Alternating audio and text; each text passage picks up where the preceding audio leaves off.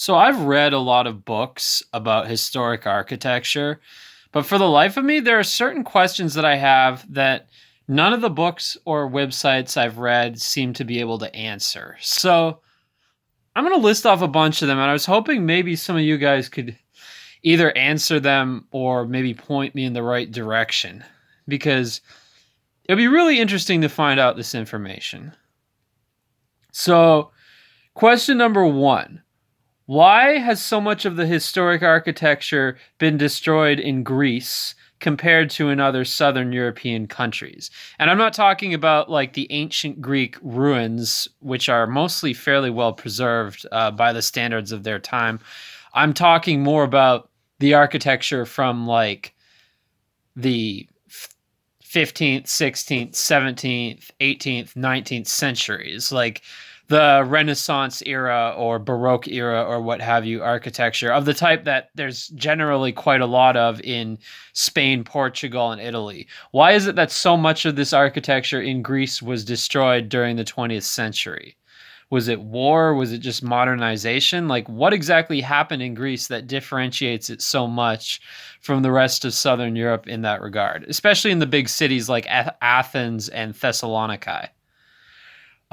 Secondly, has the destruction of historic architecture in Western countries decreased significantly since the 1950s, 60s, and 70s, which were basically the decades that were notorious for the destruction of historic architecture? I would assume the answer to that question is yes, but by how much? That is my question. And also, within the last 10 years, has there actually been an increase in the destruction of historic architecture in Western countries? And if so, is this increase actually a response by liberals and leftists against the alt-right? Thirdly, how much tax money goes toward the restoration and preservation of historic architecture? How does it compare country by country and in a broader sense between Europe and North America? What I really want to know is like how much of the tax money in Europe, the higher taxes that Europeans pay compared to North Americans, how much of that goes toward the restoration and preservation of historic architecture? Number four, related question: to what extent is the preservation of historic architecture funded by public money, and to what extent is it funded by private money? And if it is public, is it mostly funded municipally, statewide, or nationally? And also, to what extent do private property owners have control and leeway over what is done to their buildings in terms of the restoration process? Number five, how do historic preservation laws vary from country to country? How strict are they? Are they mostly determined by national, state, or a municipal level? And also another related question I have is, to what extent is the restoration and preservation process determined by specific government laws and guidelines, or is that somewhat at the leeway of the individuals who are restoring or preserving it? Number six, are buildings from earlier eras, such as the 1700s and earlier centuries, generally protected more strictly by historic preservation laws than more recent historic buildings, for instance, anything between 1800 and 1945. So are older historic buildings generally protected more than more recent historic buildings from the early 20th century or maybe the 19th century? Number seven, is the ability to preserve historic buildings declining due to a generational loss in the skills and knowledge needed to do so? Do many people in the younger generations, such as millennials or Gen Z, still possess the necessary knowledge and skills in order to maintain this restoration well into the future? Number eight, how long is the life cycle of a typical historic building? Do most historic buildings inevitably collapse after a certain number of centuries, regardless of how well that they are maintained? Number 9. How good is the soundproofing in the average non-detached historic building in regards to the walls between the different buildings or units?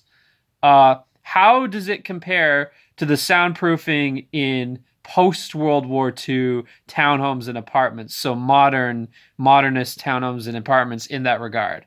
How easy would it be to retrofit historic buildings that are attached to other buildings with better soundproofing if necessary?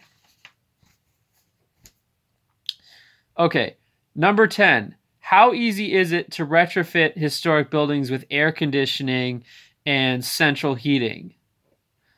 Also with internet cables. Number 11. Is there any proven link between the prevalence of historic architecture in a particular area and the happiness or quality of life level of that particular area? So, like the average happiness, average quality of life in a particular city, county, state, country, whatever, relative to the amount of historic architecture that exists in that area. Number 12.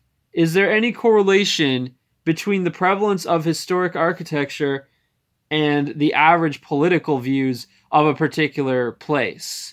If so, how does this vary from country to country? So, for instance, I did a video about this where I speculated that there's actually a correlation, at least in North America, between there being more historic architecture in an area and the people there actually having more liberal political views.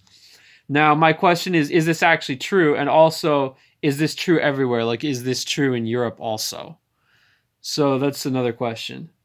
Could the opposite be true in Europe? I don't know. Number 13. Are we running out of the raw materials necessary to rebuild historic buildings accurately in places where these buildings have been destroyed? So, like, for instance, like, if you want to reconstruct these buildings authentically with the same type of materials that the original building was built with, are we running out of these materials, or even have we run out of them already? And if so, would it be easy to replace them with something similar or something that is found at a further distance away from where the buildings are?